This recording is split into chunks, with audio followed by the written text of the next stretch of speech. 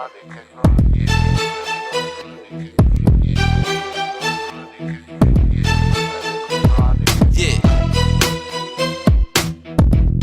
Uh-huh.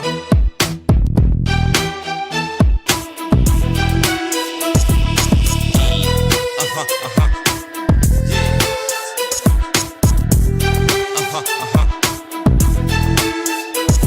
Yeah. Uh-huh. Uh-huh. Uh-huh. Uh-huh. Uh-huh. Uh-huh. Uh-huh.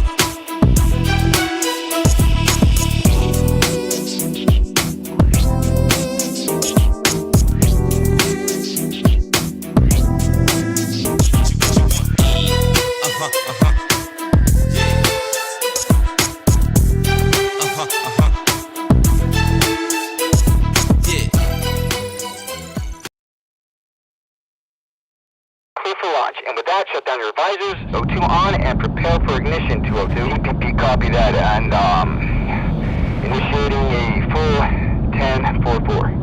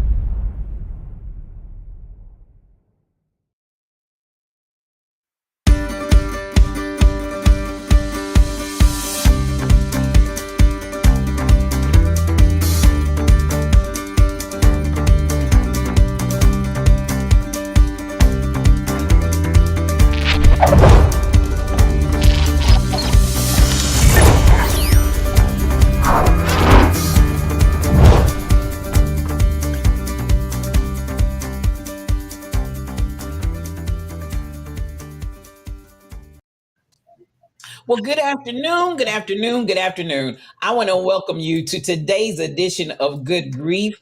I am your spiritual thought leader, Regina L. Stillman, and I'm so glad that you joined us on this fine day. Another beautiful Friday to join together with our tribe. This is really our tribe, and we appreciate every last one of you that come because we want you to always know you are not alone on this journey called grief. So I want to say good afternoon to everybody that's out there listening, and I want to say good afternoon to our awesome, wonderful, beautiful co-hosts. We have Crazy Berry Town and Kim Possible 711. Good afternoon to you, ladies. Good afternoon.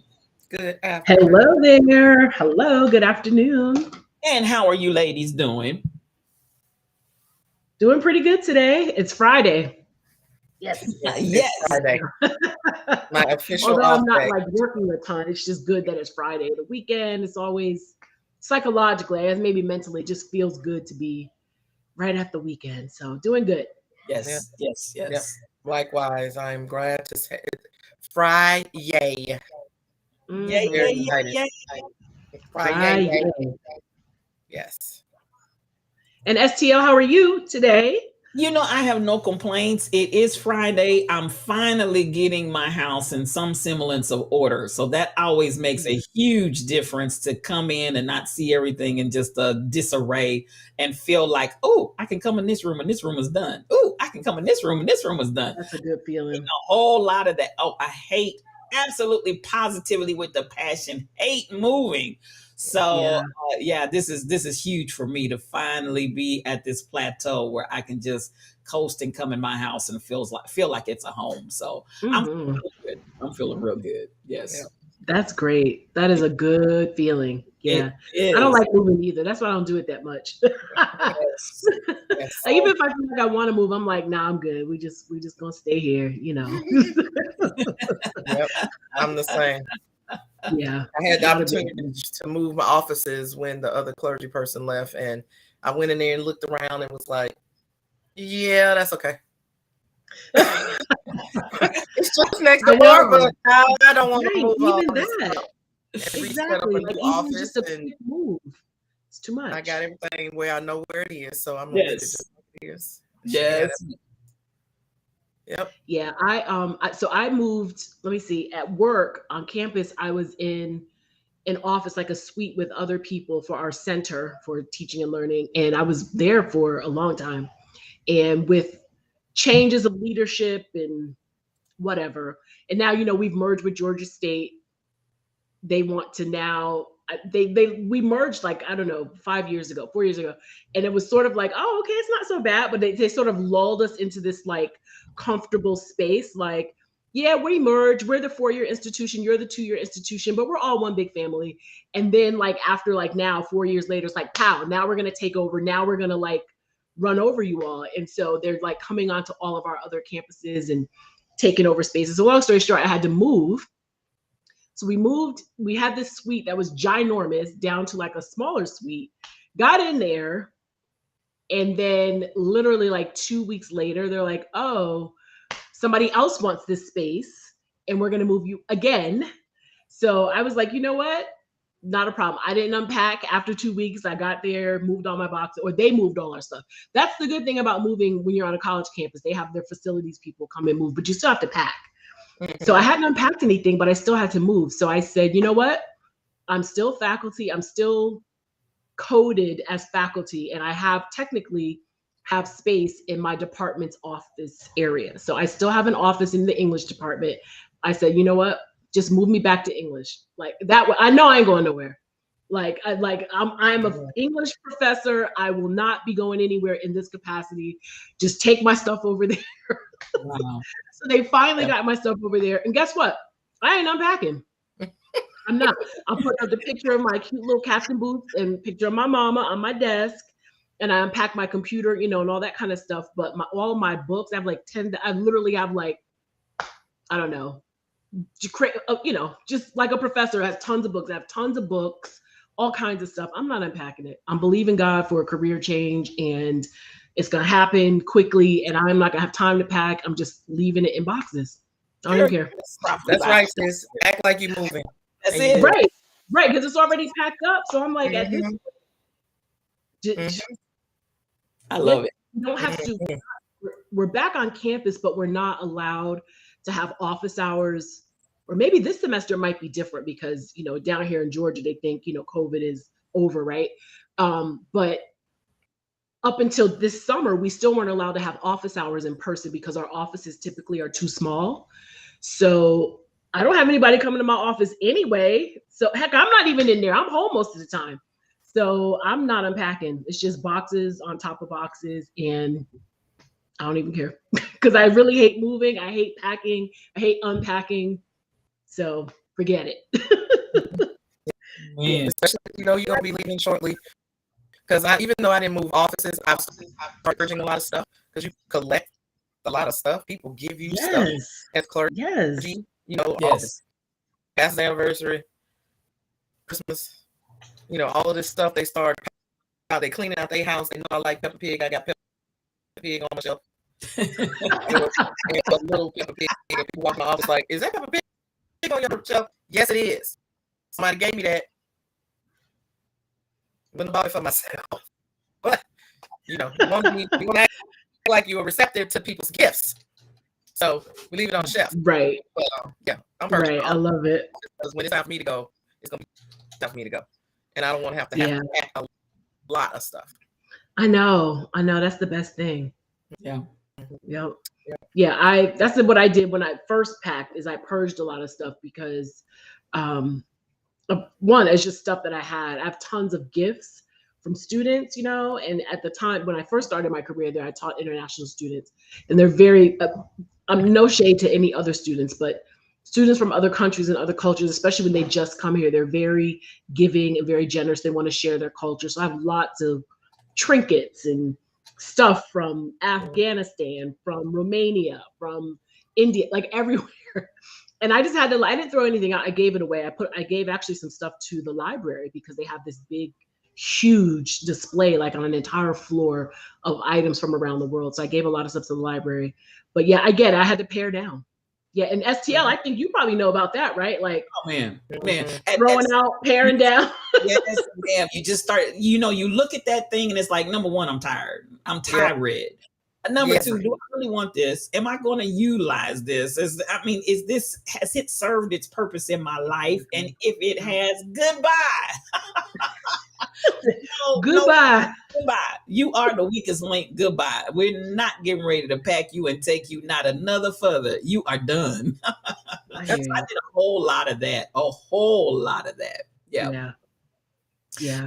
Just trying to find people, even with that, folks that wanted to take it. But I've been, honestly, even before this move, I was already in a mindset of downsizing and lightening the load. So, that's kind of where I am in this phase of life anyway. It's like I'm looking and I'm assessing and I'm determining, what do I want to carry? What do I not want to carry? What do I want to have? What do I not want to have? And just kind of doing that all the way across the board. And I would say that has even heightened, I feel, even more so with my mother's passing.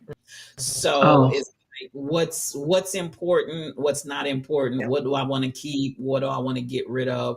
At the end of the day, I don't want a lot of clutter around me. I just want those things that I love and things that are important to me.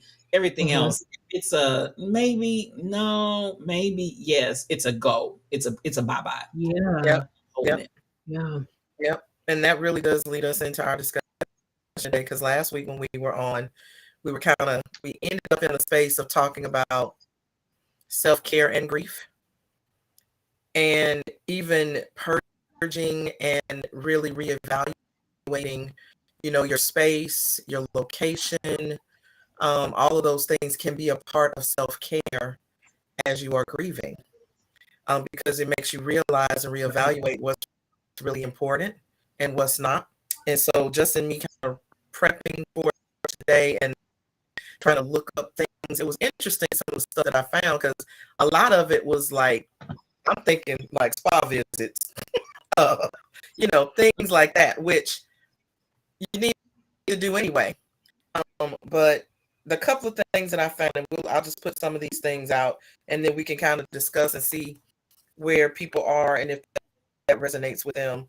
So this one I know I like. Allow yourself to have some comfort food. Eat a bowl of ice cream, have a piece of chocolate. Well, I do that on the regular. So I don't know if that's self-care or if that's just I'm doing it because I want to. But just indulging in something that you normally, because some people have more self-control than I do. So does that resonate with anybody as it relates to if you are like when you're having a bad day? I have a girlfriend that really does have some really good self-control, but when she's having a moment, she absolutely, there's a place here in Atlanta called Village Tavern, and it's in Alpharetta, and they have the best warm butter cake that I've had on the planet. It is amazing. But when she's in a space and she feels like she just needs to cut herself some slack, and she needs to go and have and indulge in something that she absolutely knows is going to bring her joy, she will drive from Jonesboro up to Alpharetta to go to Village Tavern, sit down, and order the warm butter cake. And it takes her 30 minutes to eat it. And I'm like, okay. But she indulges in the moment of having warm butter cake with the strawberries and the blueberries and the glaze over the top of it. And that's her self-care moment. And I was like, okay, girl, I see you, I guess. All right. If you got that kind of self-control. I do not. But does Right. anybody else have that type of self-control? No. She said no. No, I don't. Yeah, I mean, but that's just me. Like, I don't. I when it comes to most things, I don't know. I won't say I don't have a lot of self control, but definitely with food, like I can get a bit carried away. Yeah, yeah. But I get the what I think is important in that statement though is comfort food. I think what's important is the word comfort, and I think when we are grieving, something that's familiar, something that is warm literally and figuratively, but something that makes you feel, for lack of a better word, safe. And sometimes for us, comfort food does that. Strangely, you know, I hate to bring this back to my job, but one of the courses I teach, we can create our own courses. They give us this liberty to do every year. And I teach a course, I think I've mentioned it, on food and culture. And one entire class is about comfort food. And we talk about, yeah, it's comfort food is, and we talk about all the different kinds and how yummy it is, but then we get deeper into it and we talk about why we call it comfort food. And I can really see how grief and indulging maybe in comfort food go hand in hand. It is good to the lips and not so good for our hips, but mentally, when you're really in those throes of grief, I can see how something that's familiar and comforting can kind of take the edge off. Yeah. Yeah. That's a good one. Yeah, I didn't even think about it from that perspective, but just in thinking about I'm a nerd. how my friend has made that a ritual for her. Because she didn't discover, I invited her to come up to Village Tavern one time because I bragged about how great and wonderful it is because it's a scratch kitchen. And once she made that her ritual afterwards. Because I've been without at St. James now my 6th year, so this was probably 4 years ago. And then she had a death just before then of her dad. So she was like, I need something. She's constantly looking for the things that she wants to do to kind of fill the space or the void in the moment, but rituals that she can indulge in on a regular basis. And she defines regular of how she can, this is my getaway. Because again, Jonesboro to Alpharetta is a long way. And I mean, times when she's called, she's like, I'm coming up for my warm butter cake. Can you meet me? Girl, I'm on the other side of town. I can't. But she would go anyway and just have her moment there. Right. So that was one of those things. Totally makes sense. Yeah. All right. The other one is to plan a trip or attend a local event as a way to take a break from your grief. I'm adding it in the chat. Plan a trip or attend a local event as a way to take a break from your grief. It's like a helicopter or something flying over my house, and it sounds like it's gonna land in my yard. Like my windows are shaking, and what the? Is SWAT happening in your? I know, but somebody being swatted in your neighborhood. Jail, so I don't know. Is somebody? If the screen goes dark, send help. I don't know what's going on. Wait a minute. Blink 3 times if you need help. Crazy Bear. Blink 3 times. Like, okay, it went by, but I mean, literally everything is shaking. What the hell? All right, as a way to take a break. Okay. Joanna G said, hide your stash, girl. Hide your stash. I know, right? Oh, Lord. Right. Risky said they found me. I know, right? The troublemaker here. Yeah. Lord have mercy.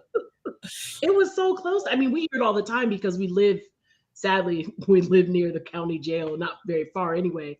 And they have a helicopter that lands, comes and goes all the time. But I've never heard anything that close. And we're also on a flight path also. So to the DeKalb County anyway. Jail?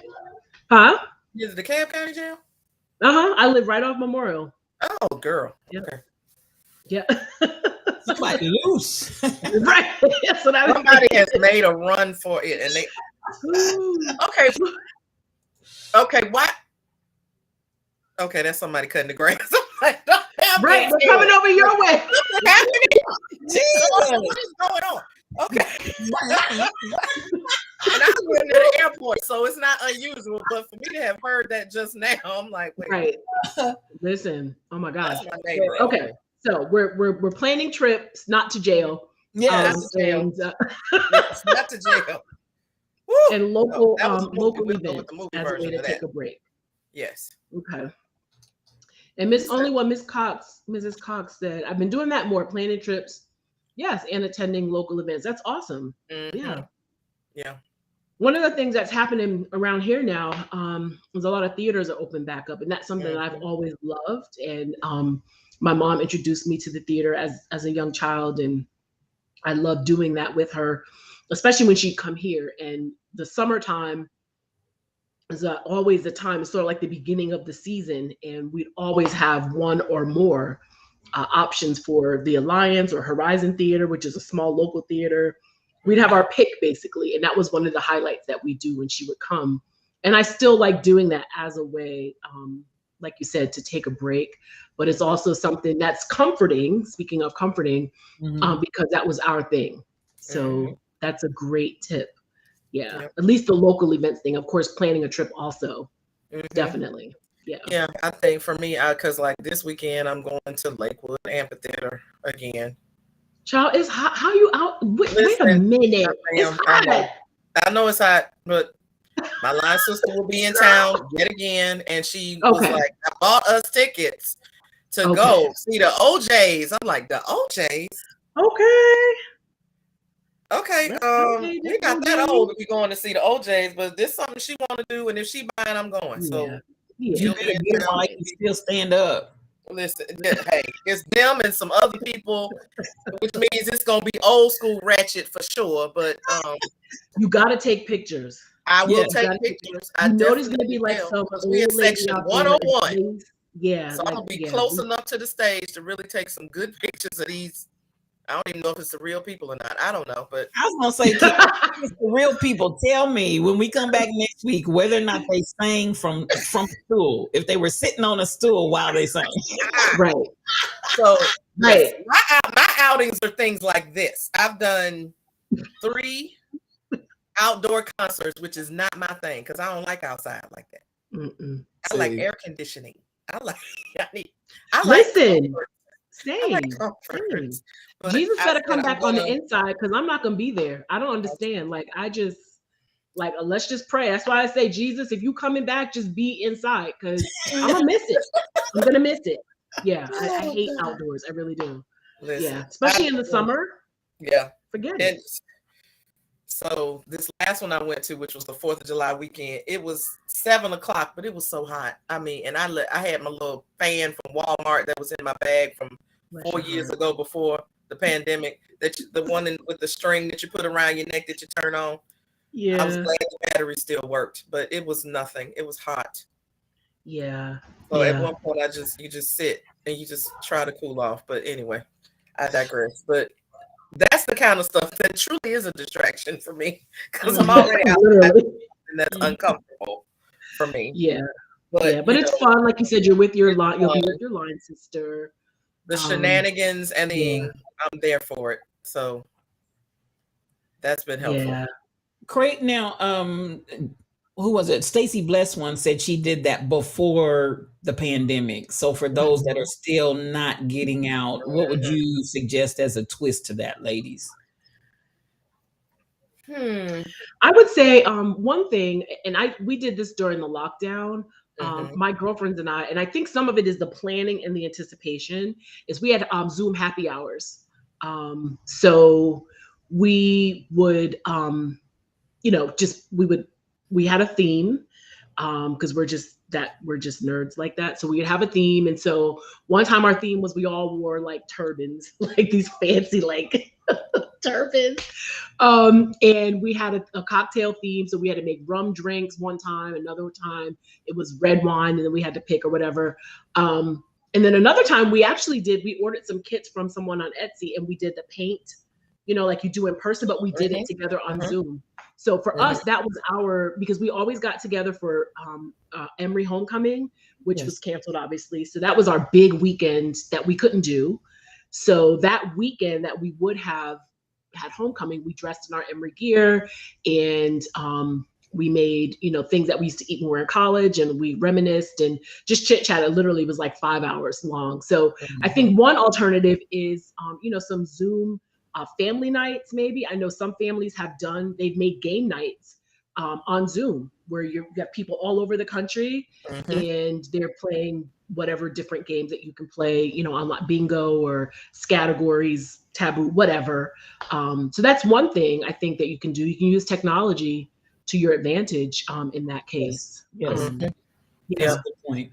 And it gives you something to look forward to also, which I think is what we get from traveling and going to local events. We get excited about it. We're going to see our friends or line sisters or family. And that anticipation, I think, is helpful in sort of redirecting, when we're grieving. Yeah. Yep. And Jennifer asking that she share about her upcoming grief. Absolutely. Yes, I just saw that a few minutes ago. Yeah. Hello, Jennifer. Good to see you. Such a thing as anticipatory grief. So. Right. We've touched on that. Yes. Yeah. Absolutely. I hate to hear that. Yeah. Zoom sip and paint. Yeah. So Jennifer has done that. Zoom sip and paint. I've done that a couple of times as well. And part of why, because of, the season that we're still in, that's why I've been doing outside. I will be going to an indoor concert next Saturday. What is that thing? It's some kind of praise fest thing at State Farm Arena. And it's a bunch of people that's gonna be there, and I'm a little nervous. Yeah, that's understandable. But again, people buy tickets. I'm like, well, you buying, I'm going. So if I'm buying, I'm going. If you buying, I'm going. Let's see. Okay. So Jennifer said, my grandma has a mass in her lung. She's had it for 5 years. 5 years ago, the doctor said she's probably only lived 5 years max. 3 years ago, the mass was bigger, but only 6 millimeters. She had chest pain last week, and the doctor said the mass is huge, and said she probably has about 6 months. And it's amazing. She's actually, she has made it the whole 5 years, but now it's time. I'm so sorry, Jennifer. And you're right. That is, it is anticipatory in a way, especially knowing that it has gotten bigger, which often, is not good. So we send our prayers to your grandmother and to you and your family as she's been moved to hospice or will be. Okay, you say you think she's moved to hospice soon. So yeah, and that definitely, when you hear that hospice or receiving hospice care, you're right. You know it's coming at some point. So we are thinking about you. And yes, and your mom. Yes, absolutely. We'll be praying for you and your family. Absolutely. And your grandmother, her comfort. Yes. Hopefully she's, not in any pain, or at least not, major pain. I don't know. But we are praying for her and you and your mom and your family. And you're always, obviously, everybody who's here, you're welcome here to always share any of your thoughts, venting, rhetorical questions. We throw those out there sometimes. Sometimes we have these questions.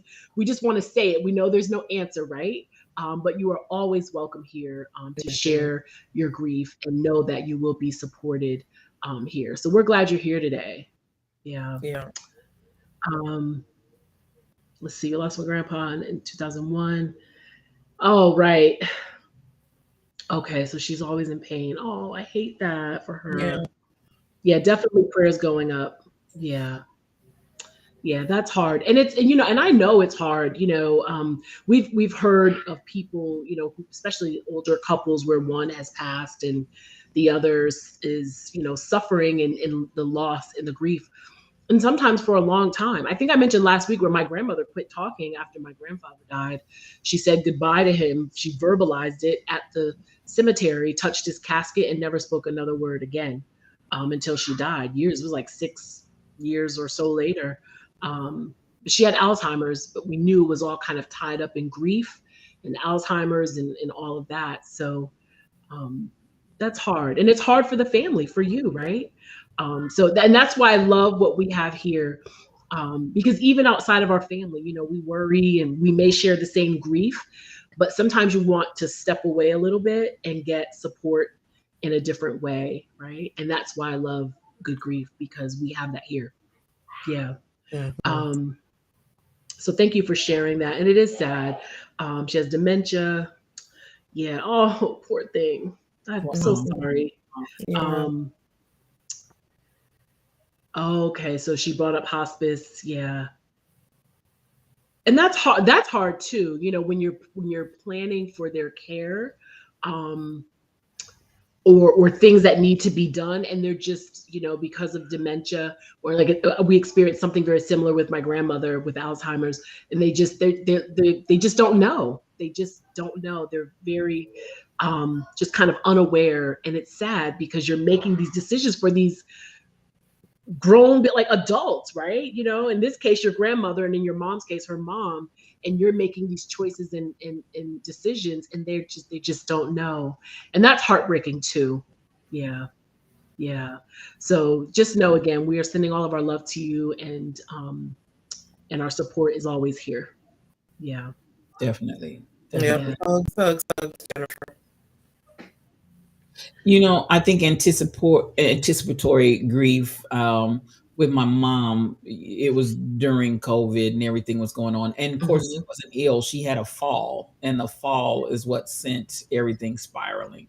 So at the end of the day, she fell on Christmas Eve in 2020, and she was hospitalized the whole entire month of January.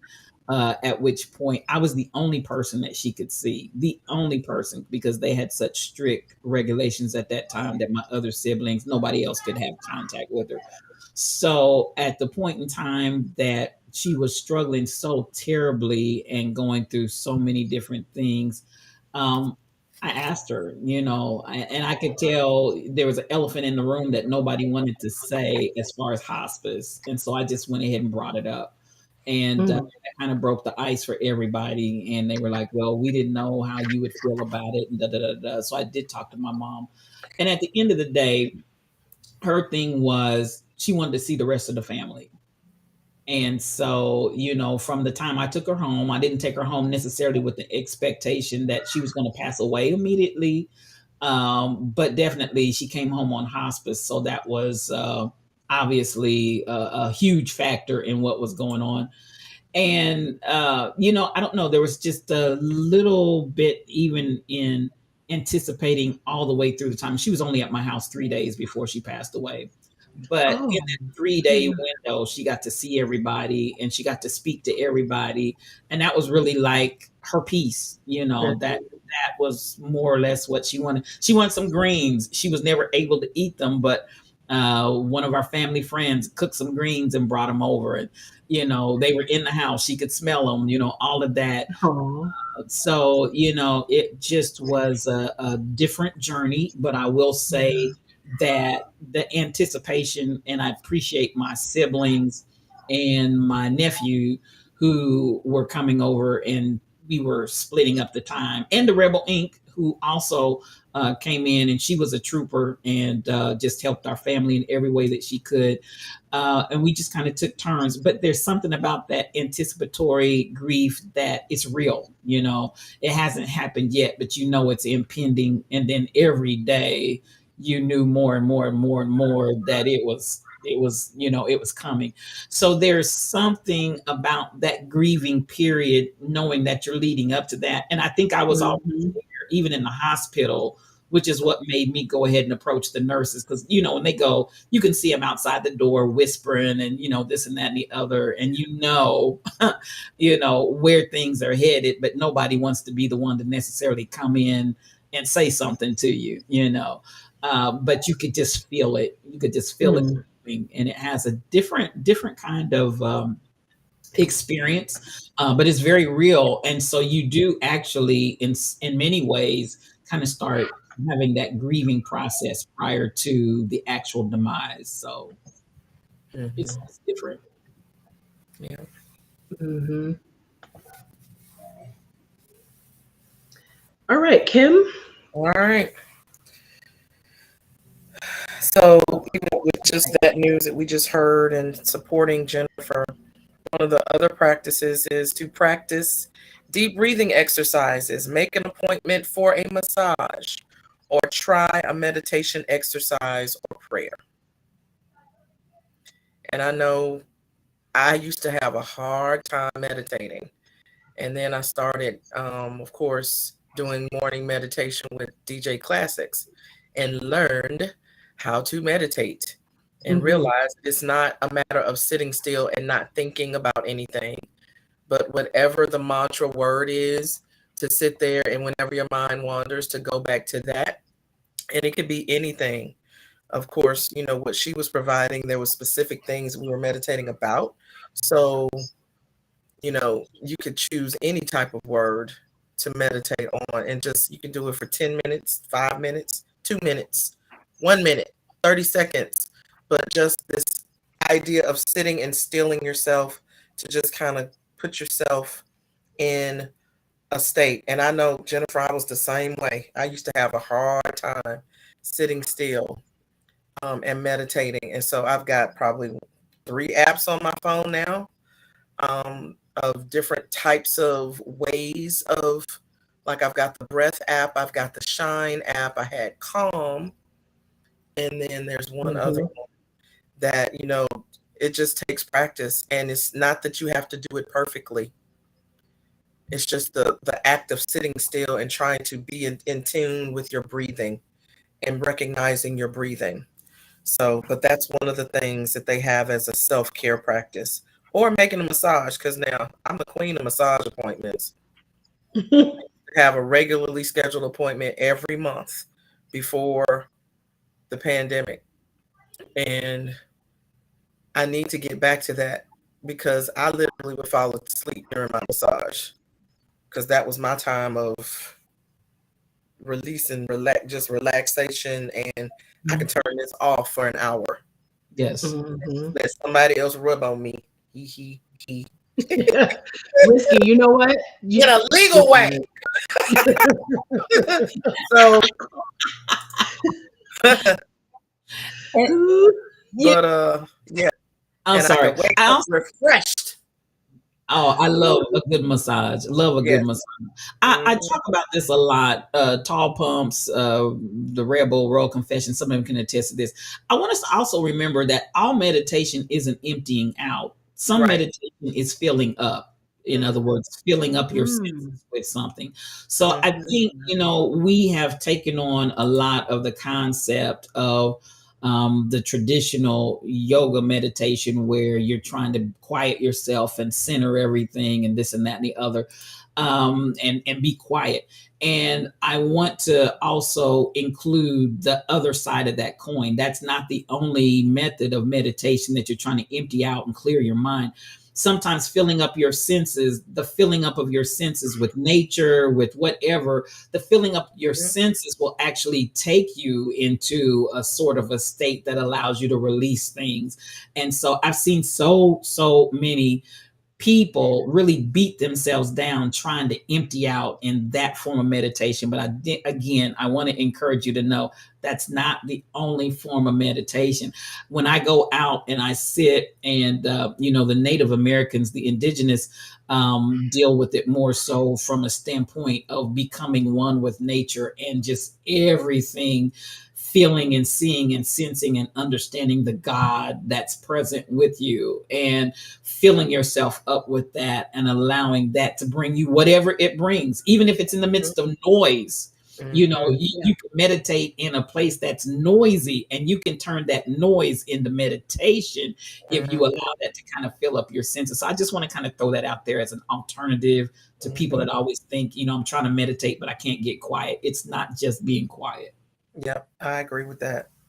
Thank God, because I would never get it right. I've learned from other people, some friends, that very similar to what you're saying about meditation, because I used to beat myself up that I would fall asleep listen, I'm you know, I'm a mess. Like I But you're anything like where you have to get quiet and meditate or even pray. Like I've been known to like be at a church and they're praying a bit long and I'll just pop a snore like "Oh, okay, I'm up." Like it's just too much, right?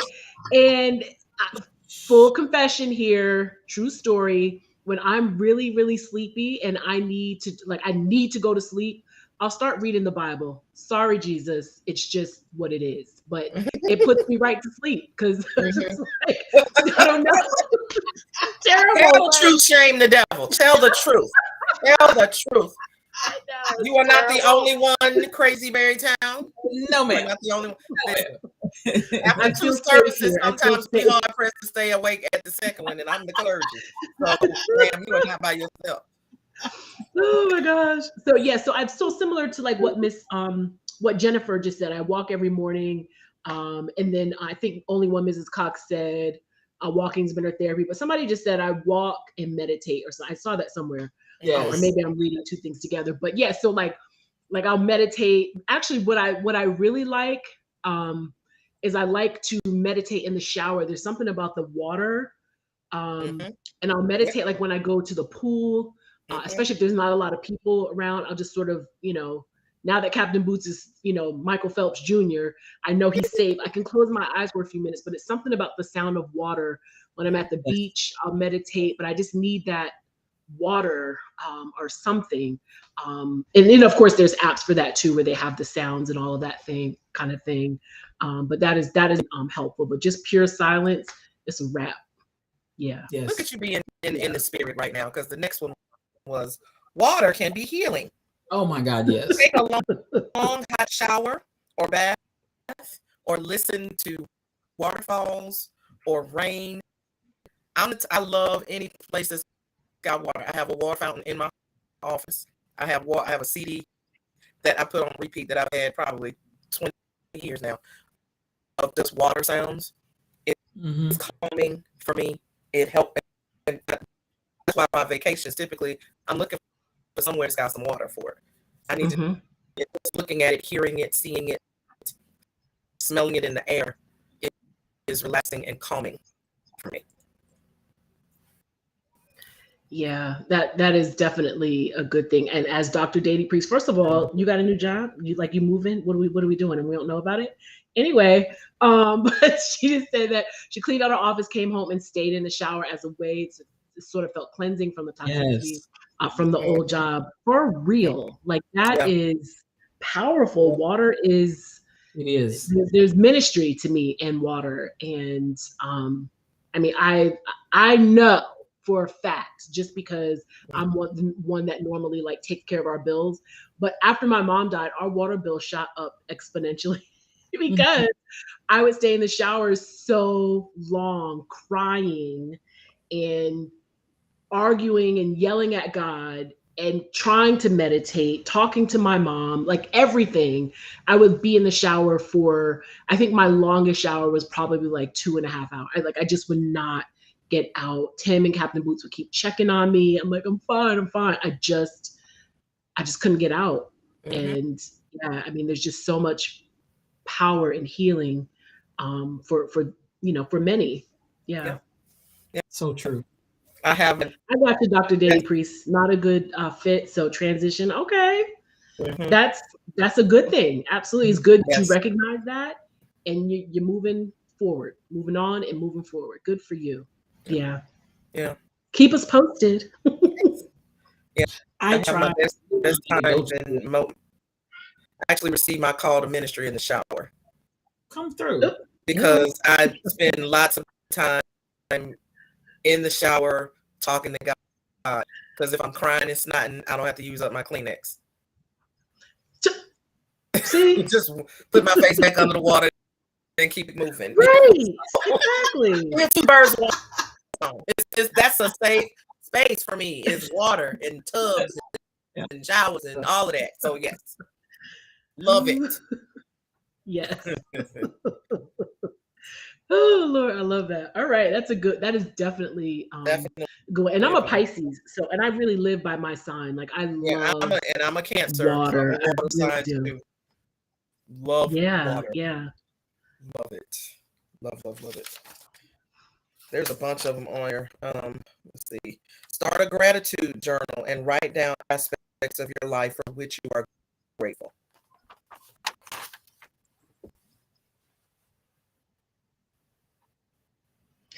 Yeah, that is a good one. It took me a while to do that because I was just pissed off and I didn't want to it was purely like I don't know who I was being petty to. I don't know, but it was just pettiness. Like I'm not going to be thankful for anything. I don't want to show gratitude. I'm really pissed. I'm grieving. I'm mad. My mother's not here. Granted, I have a roof over my head. I get all that. You know, I have food on the table, probably too much. I have a wonderful husband, an awesome kid. And yeah, I could be grateful for that, but I don't want to express that. And so in our therapy, the group therapy, that came up, you know, gratitude journal. And I had to admit that I'm just at that time not there. Like I don't want to show gratitude. What do I have to be thankful for when I did all of that, right? I was grateful and thankful and doing these gratitude journals and praying and da da da da. And then my mother suddenly leaves. Yeah, you can miss me with that. And for me, that was a really hard one. But post that, you know, moving from that and getting on this side, you know, almost 5 years now, it has helped, you know, now that I've gotten beyond that, it has helped to shift what I don't want to say that. Let me take that. I was about to say it has helped me shift from what I've lost because the loss is still really heavy and it's still really real. But instead of focusing on that, focusing on what I do have, which is wonderful. And it takes my mind off of and away from the grief and the pain. But it's been hard. That's been a road. That one's been a tough one for me. And I'm saying that not to go against what you just said. I'm saying that for those who might feel that way, like, I got your gratitude. Yeah. Yeah. Because some days are easier than others. Some days are harder than others. I remember that when I first heard the concept, it was when Oprah first started her magazine and she came to Atlanta. She did her little tour. And that's when I first heard this whole gratitude journal process. And there were days when I was hard pressed to find anything to be grateful for because I was just in whatever space I was in. And so that was, and she was like, if you can't figure out, just try to think of one thing. And I'm like, okay, breathing is obvious. Yeah, I'm thankful for that. Right. I'm breathing. Right.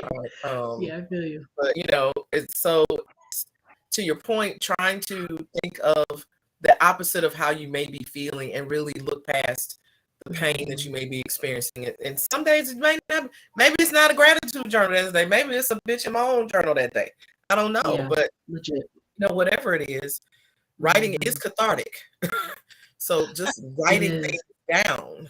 But don't you guys think that the method of the person's demise may come into play there? Because, you know, depending on, again, maybe it needs to be a journal where you're moaning and venting versus a gratitude journal. Again, depending on the cause of death and the method of death, I think sometimes makes a difference. If you just lost a loved one to violence in some senseless scenario, or you're shocked, stunned, and amazed, and it caught you completely off guard and out of the blue, versus someone that maybe have been suffering and there's a level of gratitude that this person is no longer suffering. Granted, you may have some anger and angst about the fact that my loved one had to suffer, you know, but I think sometimes the time frame in the length of time involved in the person's demise and the method by which that person passed away, I think that kind of has a little difference too. When you start talking about, maybe we should just, I don't say should, I want to take that out, but the idea of being what's apropos to the situation. Does it lean towards a gratitude journal? Does it lean towards a venting journal? But I think the idea there is to journal and get stuff out of your system. Yeah. The wind telephone. I love the Win telephone. I like going in, and it is comforting to me to read what other people are writing to their loved ones. And I don't know, it's just that idea something connects when you can get that communication out of your system, read, hear it, write it, whatever. I don't know. That's just my thought. Yeah. Yeah. I Yeah, think so what has happened for me is in that type of journaling, the you know the stress, you know, reliever, like the bitch and moaning kind of thing. To me, that has led to the gratitude for me. So I feel like in talking it out, you know, like in the Win telephone, I would say to my mom, you know, this is what's happening with us, and you know, Trey is, you know, doing this, and I got this at my job, this promotion or whatever. And from that, then I look at it as, okay, I'm grateful for that. Like those are really great things that had I not used the Win telephone, or had I not expressed it in that way, I would not have seen that those are things that are wonderful, that those are great. And they are something that I can express gratitude for. So I think you're right. You're both right. I mean, I think the journaling is important. Yes. You know, and depending upon where you are in your grief journey, I think the gratitude will come, and it will be a way to, you know, express yourself in a different way, and sort of again focus on those things that at the moment in your life that are good, and you know, sort of at least at that moment, not think about the heaviness of the loss. At least that's been my experience. But it took a while. It took some work Yeah. to get there. Yeah. Mhm. Yeah. And I think one of the things too, I read, I was looking around at some things to do for self-care, and together with journaling was, it says to, and this kind of speaks a little bit to what Jennifer was saying, is to create something. And creating something, you're producing something new. So what Jennifer said is she would type out these things and then copy and paste them into some other kind of thing. That's creating something new. Writing, you know, getting those thoughts out, getting the gratitude down on paper, or if you're doing I've heard of voice journals. You're creating something, and that creating something, you're giving birth to something new, which is a way to sort of work through the grief and take care of your heart. So I think that's perfect. Yeah, that journaling. Yeah. Good stuff. Yeah. And then I think we got time for one more. Let's see. And this one is: be kind, compassionate, and gentle with yourself.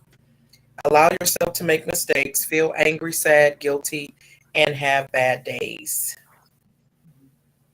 Yes. So we talked about, you know, giving yourself some grace to not feel guilty about the grief that you feel. Yeah. To know that it's a journey, that, you know, there's these stages, and there's not a step 1, step 2, step 3, step 4, and at step 5 you're done. But that is more of a diagonal, circular, repetitive type of process. So to really cut yourself some slack and be gentle with yourself, no matter what day it is and how you're feeling on that day or in that moment. Yeah.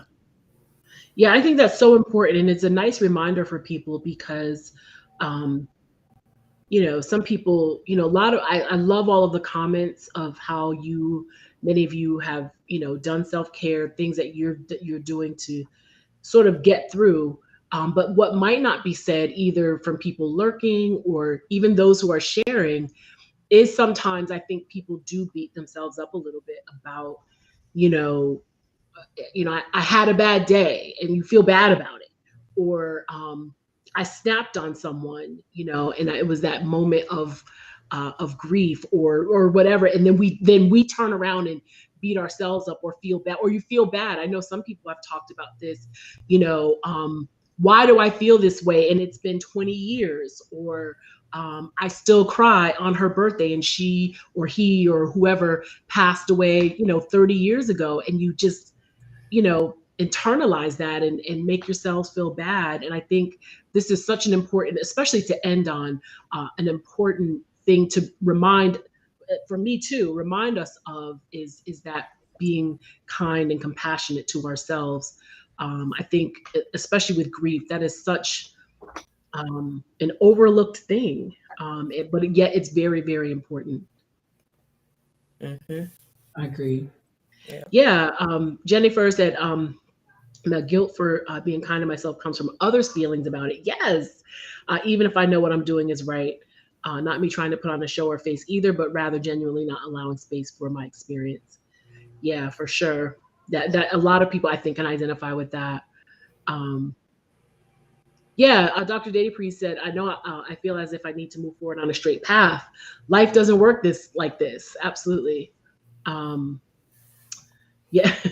Drove back home yesterday in peace after living in turmoil the past 5 months. They can kick the same rocks they threw my way.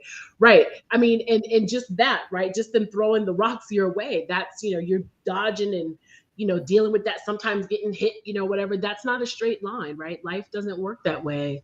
And I think accepting or not accepting, maybe that too, but at least realizing that and thinking about that, the grief also is going to be that way as well. It's not, as we have said a number of times, right? It's not a straight line.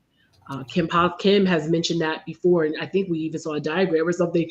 It's just not, it just doesn't work that way. And so with that in mind, we have to be kind to ourselves in how we think about it and how we deal with it. And when those feelings come, it's, however we deal with them, it's not a bad thing, But what Jennifer said, I think is important, because I think sometimes how we feel is our perceptions of how others feel about how we feel, right? Like I've said this before, I feel like my immediate circle is pretty dope, but like I said, I stopped posting on Facebook. I stopped talking about my grief journey and, how I feel, even resources that I felt like maybe I'll share that. I just kind of cold turkey stopped because I felt that people were just kind of over it. Like, oh, here she goes again. Her mother died, maybe when I stopped, it was after 2 years, I think, and it was my thoughts, and I beat myself up for stopping. Well, why did I do that? You shouldn't worry about how people feel. But then at the same time, I stopped anyway. Right. So I think that is a really, really great reminder, is to be gentle and compassionate to yourselves first. Because a lot of what we feel is our own internal voice, and that soundtrack that we've created for ourselves that sometimes can be very harsh, very harsh. Yes. Yeah. I want to share, since you mentioned that, Crazy Berry Town, Yeah. the visual that Kim provided to us early on Yes. in our journey. And so many times we have this idea of this beautiful, beautiful grief journey that we're going to have that's got that perfect, but then we go, okay, here are the stages of grief. This is my experience. And that's the real deal. That's the real talk. And Kim provided that. Yeah. Very powerful. It's so true. Oh my gosh. Yeah, and I'm pretty sure everybody's looking at their screen right now going like this. Yeah, you can identify completely. Yes. Yeah, absolutely. I mean, I think that's really life in general too, though, right? We have all these grand plans and things that we're gonna do and things we hope and whatever, and then it's just all, Yep. Yeah, I think. Yeah, it's weird in a way though, right? How grief is like life, like in a way, it's just sort of that. Yeah, it's weird. Really weird. Yeah, I think what I've gotten out of today, I mean, and I'm sure there are more, we could probably even continue this next week. There's so many things that we can't, even outside of grief, but that we can and should do. And some of these things, or many of these things, I think we should do because we are grieving, whether it's anticipatory, whether it's fresh, like as in just recently, or how many ever years. If it's how you feel, it's how you feel. And I think that what's important is the reminder to take care of yourselves. Grief is, we have talked about some of the negatives, and grief can be physical. It's exhausting. Grief is exhausting. Obviously mental, cognitive, and we need to take care of ourselves because of that. because it is a physical thing, it is a mental, it is spiritual in some cases. You know, my spiritual life took a dive, and it's still kind of in the toilet too. And so as a result of that, the reminder to take care of ourselves and practice self-care actively is so key and so important. I'm so glad, Kim, that you suggested this last week. I've been excited about it all week, because it's just important. Men and women, it's important for us to take care of ourselves anyway, but even more so when we have this heaviness of grief that is just, it's there, you know. This was great. This was great. Awesome. Yeah. Hey, Twana's Twitch. There you go. Hey, Twana's Twitch. Self-care is preventative. Yeah, that's true. Before the crisis. Yes, it is. That's a whole Right, that's what other I'm saying too, discussion you know, for in us, we general. want to do it anyway. Because we need self-care just as human beings. Yep. But specifically when you're grieving, you need to be extra intentional about making sure that you care for yourself. Yeah. Hey, Kai-Chit. Yes, so true, right? We definitely have to continue to take care of ourselves. It is a must. Only one Mrs. Cox. Absolutely. So Dr. Dady Priest, and make that massage appointment. When you hang up from here, get her done. Now listen, somebody said that they stopped doing massages because of the pandemic or during the pandemic or whatever. Here's what a lot of places now have, and I love, this is my go-to, is Sis loves a good foot massage. There are places that just do foot massages. So they're kind of down there, you back up here, right? Mask and everything. But a foot massage does it too. You know, that reflexology is good for the soul, honey. Yes. So some of y'all need to go on and get rubbed on. Okay. Yes. yes. A good foot massage can always do the trick. Yes, get those massages. Whatever it is, also get moving. Moving too. Taking those walks and meditating. Come to Zumba. Whatever. Go on YouTube and find those yoga videos or the. Actually, there's on YouTube. There's grief yoga videos where they're actually intentional and doing things to sort of help stress relief related to grief. So again, plan a trip, attend some local events. Botanical gardens are popping right now in the summer, right? Yes. Get that massage, get a mani-pedi. Take care of yourself. When you look good, in many cases, you feel good. Get that hair braided up, honey. Get your little collar, okay? So, but take care of yourselves because there's only one you, and we all want to thrive and be well together. Yeah, it's from the Lord. See, DJ Stacey Blazer, she said it. Well, then it's true. It's from the Lord. Foot massages. It is. Yes, it is. Yeah. Foot massages are a place of grace. I need everybody to say that with me. Yeah. Come on. A foot massage is a place of grace, and you need to go. Yeah, I'm going next week. So Captain Boots starts school on Wednesday, and so I have a foot massage appointment for Wednesday. Okay, awesome. I need to know where you go, CBT, because I've been trying to find a spot. Let's plan it. I've heard on Claremont spots that specifically specialize in foot massages. So I need to know where those are. Definitely. I got you. And one last thing, Twitch is self-care. Yeah. Because for sure. CBT's stream, there can be some cracks in there sometimes.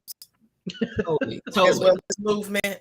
Yes. The Rebel, we know there's the cracks in there. I've been I ain't recovered from, I haven't recovered since Monday night. It's Friday. And I have been laughing uncontrollably, just thinking about stuff, just bust out laughing. Laughter is good for the soul. And so find the spaces on Twitch and elsewhere, whether it's looking at Family Feud videos on YouTube of when they answer questions and you're like, where in the world did you get these people from that they would say such a thing on national television? Right. Or just the places that bring you joy and can cause you to laugh uncontrollably. Yeah, sometimes when you laugh, you end up crying too. Yeah. But all of that's necessary for your healing. So, Absolutely. Yeah. I'm glad you said that about Twitch because it is. It is definitely a STL, place you of know, Friday, we self-care. never know what's gonna happen in STL stream. We could go from a preached word to a pole dance to some Listen, twerking, Right. Empowerment, self-empowerment. I and mean, boss energy. I mean, so y'all, all of that. We need all of that. So, you know, Yeah. the videos are everything. Because yeah. yes. y'all want to know what I'm doing at night and why I'm in the VIP section is because I'm up looking at videos late at night. And I'm like, let me go on over here and check in because I'm already up because I'm See? laughing all night. So, I love amen. it. Yeah. I love it. Yeah. Yes. Yeah. Jennifer, yeah, said breakfast and feelings. Yeah. Yes. I'm good for that. That's like one of my most admired like social gatherings is breakfast, like with a friend or friends. I love having breakfast out and Mhm. out, especially when I drop off Captain Booth and I see another mom. Hey, you want to walk down the street and have breakfast? I sure do. Yes, I do. And we have mimosas too. Okay, so yeah, it's like such Yes. self-care. Yeah, absolutely. I get it. Yeah. Well, thank you all so much for being here. STL, thank you again. You For guys your are the voice. best. You are And this was so good. I love this. This is such a great topic. Again, for all of us, grieving or not, right? As Kim Possible just said, we need to take care of ourselves. So thank you all for being here. One way or another thing to add to your self-care is finding joy. Find the joy in something every single day. Kai Chick is getting her hair braided. Dr. Lady Priest is making that massage appointment. Y'all better get your joy, okay? I'm not Yes. mad at it. So y'all get that joy because you are worth it and you deserve it. And I will see you all soon. Have an awesome, awesome, awesome weekend. All right. And yes, we will be in the Discord after this. So if you want to continue the discussions or the shenanigans or just need to share anything, I know I'll be over in the Discord after this. So see you over there. Yep, me too. Have a great weekend, everybody. We love you guys. And thank you for all that you bring with your transparency and just your sharing. It makes for a great stream when you do that. peace for your journey.